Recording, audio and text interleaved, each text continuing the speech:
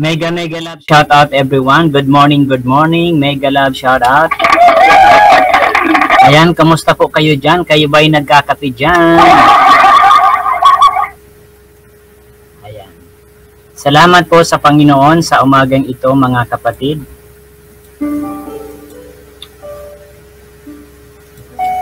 Ayan, thank God, umagang umaga, mayroon pa akong biyaya mga kapatid sa umagang ito. Habang ako po'y pauwi, bigla akong pinaran ng enforcer at ako po ay na two-way, one-way ticket.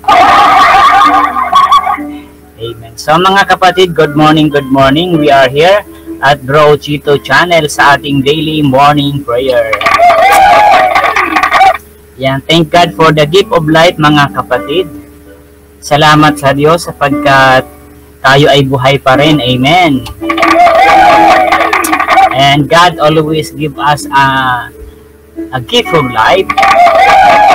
And truly that God never fails. Ang Diyos ay hindi siya nabibigo mga kapatid. And that's why napakahalaga once again as what I have always said mga kapatid, it's time to remind ourselves once again that God is good all the time. Because sometimes we are preoccupied of many things mga kapatid. Di natin namamalayan sa ating isip ay salansa na ang mga responsibilidad. Ang dami mo nang iniisip na gagawin. Mga bagay-bagay na responsibilidad sa ating buhay. And sometimes hindi mo na napapansin mga kapatid ay bumibigat na ang iyong kalooban. At bumibigat na yung ating pakiramdam because unknowingly tayo ay kargado na ng mga responsibility. Ang ating puso't isip ay kargado na ng mga responsibilidad, kargado na ng mga gagawin. And unknowingly, mga kapatid ko sa Panginoon, tayo ay nagkakaroon ng tinatawag na heavy burden. Tayo ay nagkakaroon ng burden sa puso natin. And sometimes, di mo alam, ikaw ay nahihirapan na, ikaw ay nalulungkot na walang dahilan.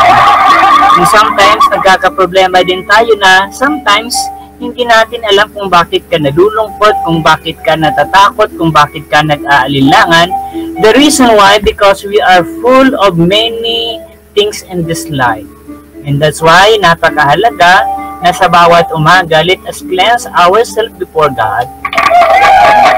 Alam nyo, sabi ko nga lagi kasi nag-aayos pa ako ng laptop, ng computer.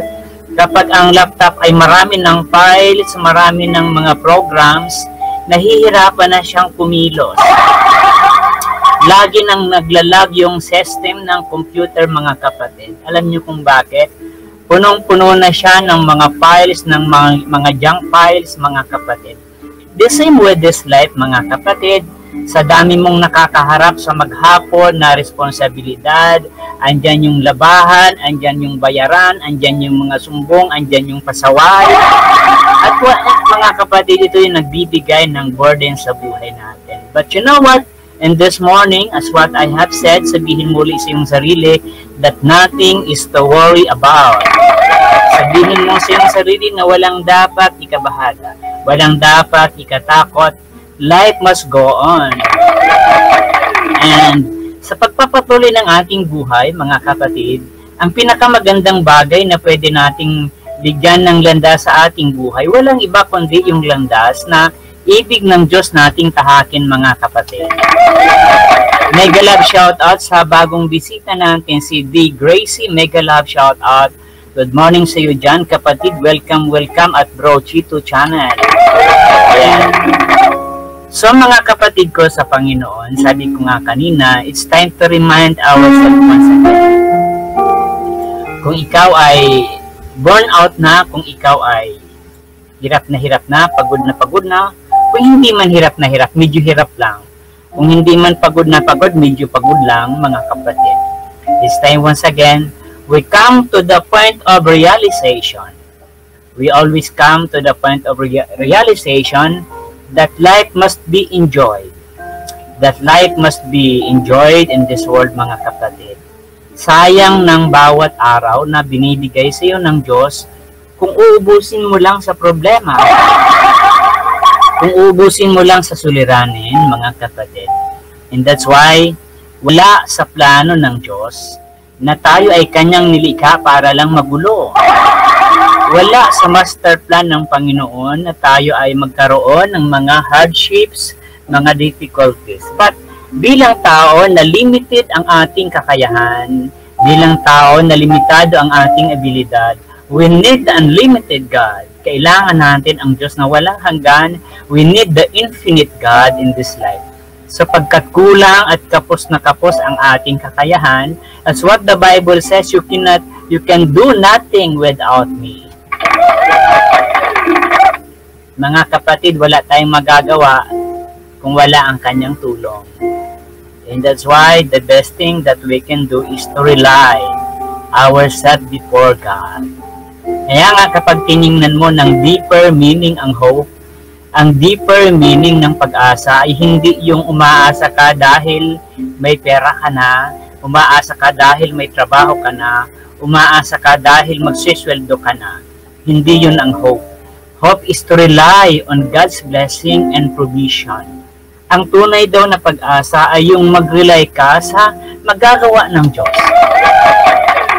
Na kahit pakiwari mo, wala ka ng pamilyang tutulong sa'yo, wala ka ng mauutangan, wala ka ng mapupuntahan, pakiwari mo wala ng solusyon ang problema, pakiwari mo dulo na ng iyong kakayahan, mga kapatid, nagkakamali ka. Kung iniisip mo na wala ka ng pag-asa, kung iniisip mo na hanggang doon ka na lang, maling-mali ka, kapatid. You know why? God is able God. God is adequate to do good things in this life. As long as now we commit everything in the hands of God, as long as now we commit everything in the capable hands of God, mga kapatid, God is always a working miracle God. Alam nyo, by nature, ang tao, kapag tayo ay nahihirapan na, mga kapatid, kahit mga atheist, mga kapatid, mga taong hindi naniniwala sa Panginoon, by nature ang tao ay hahanapin niya yung tinatawag na the Supreme Being. Ulitin ko yung isang illustration. Nung unang panahon, na wala pang Biblia noon, alam nyo, kapag ginalugad mo yung theology, mas nauna yung tinatawag na oral tradition ay sa Bible.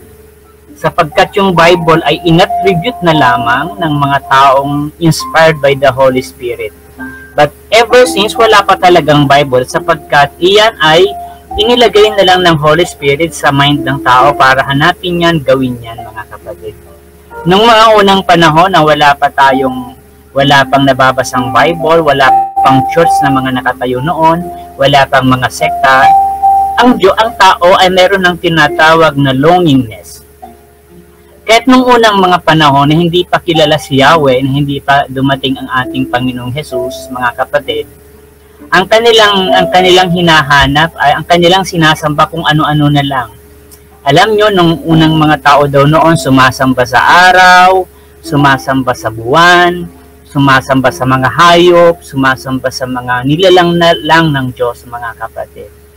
Sumasamba sila sapagkat mayroon silang tawag na longingness. Sabi ng Philippians 2:13, for it is the God who works in you to will and to act according to His purpose.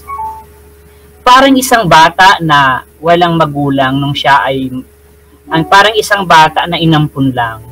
Darating yung panahon, nahahanapin niya yung kanyang tunay na ama.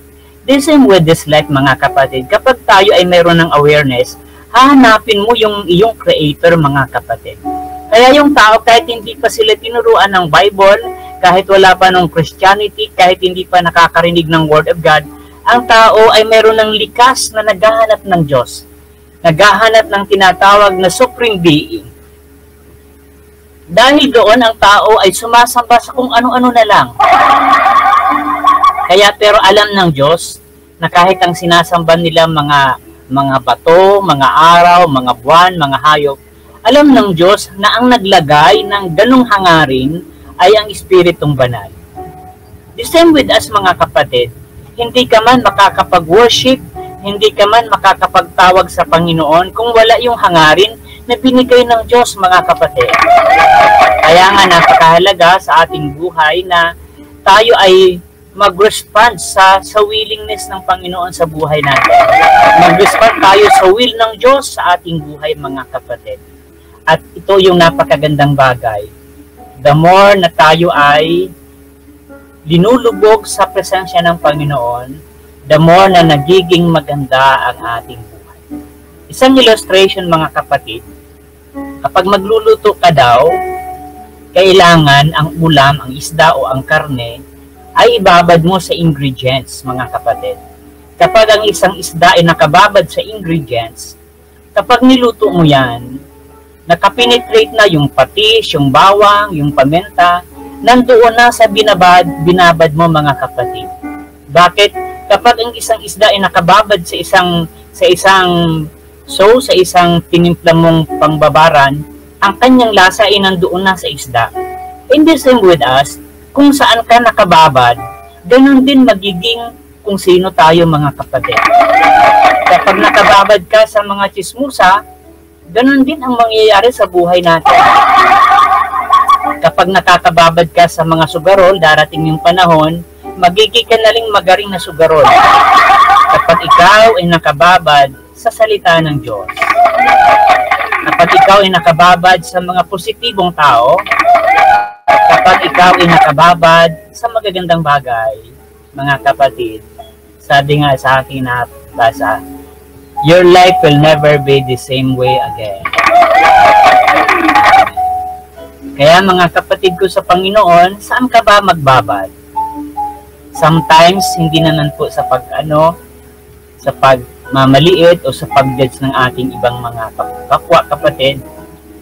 Minsan naaagaw yung aking mga attention sa YouTube channel ng mga challenge. Minsan nag-i-enjoy ako sa mga challenge. Sabi ng asawa ko, mag-good morning prayer ka na naman, puro ka challenge.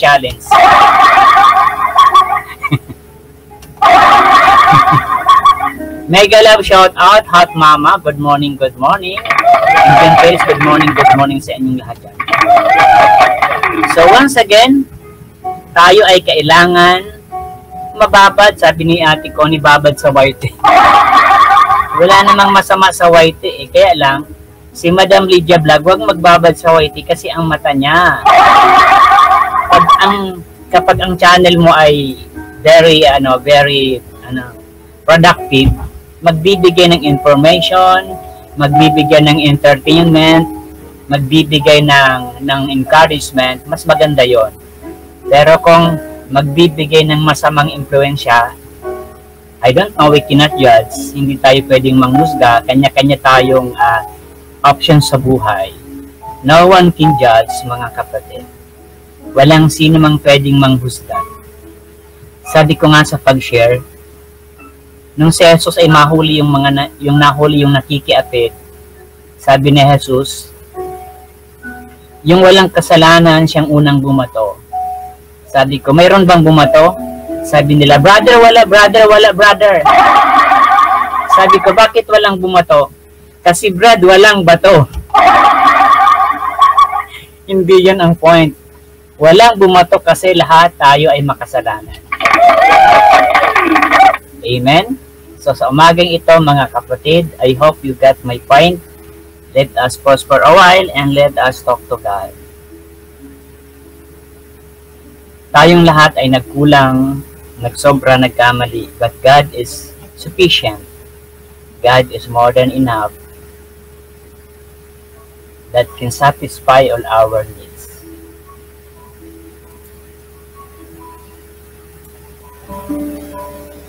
Amen po, Ate Connie, lahat may kasalanan.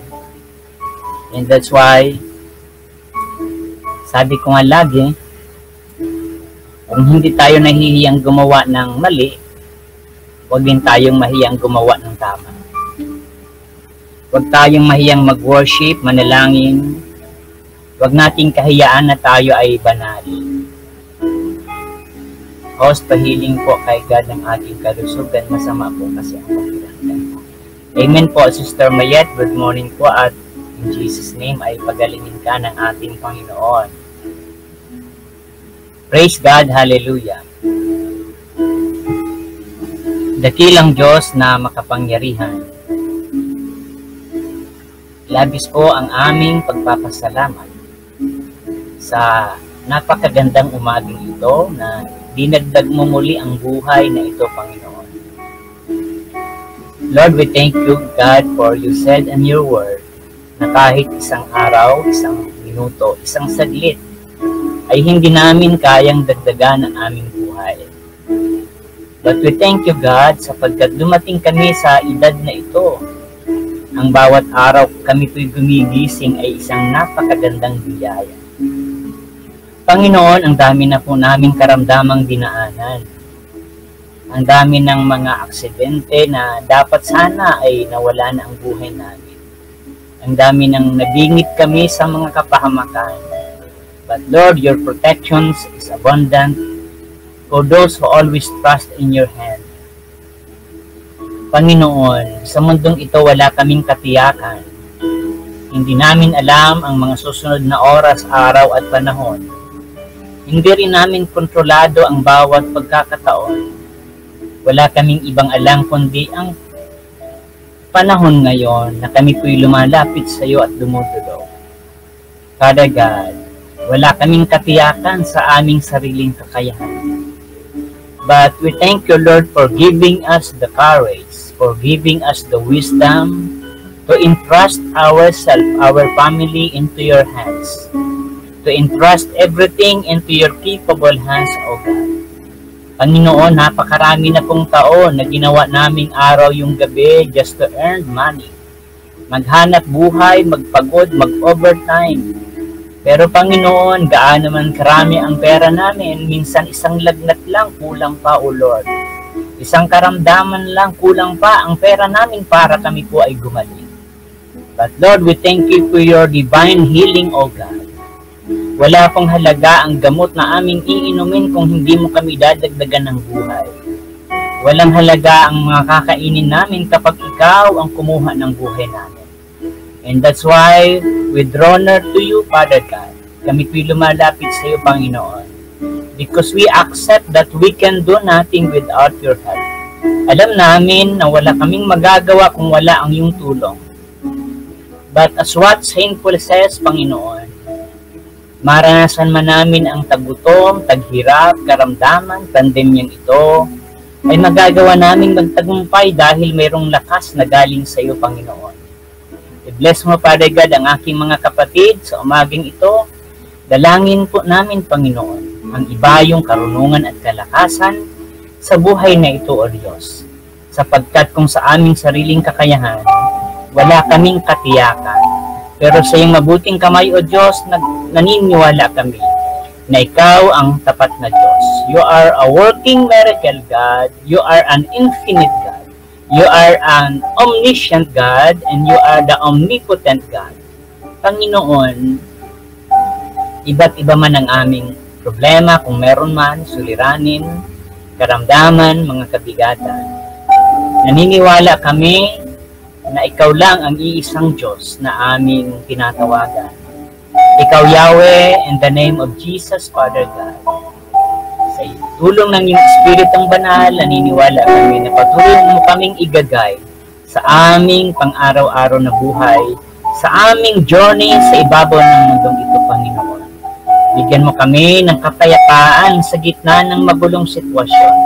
Bigyan mo kami ng tapang para harapin ang mga suliranin, problema at kabigatan.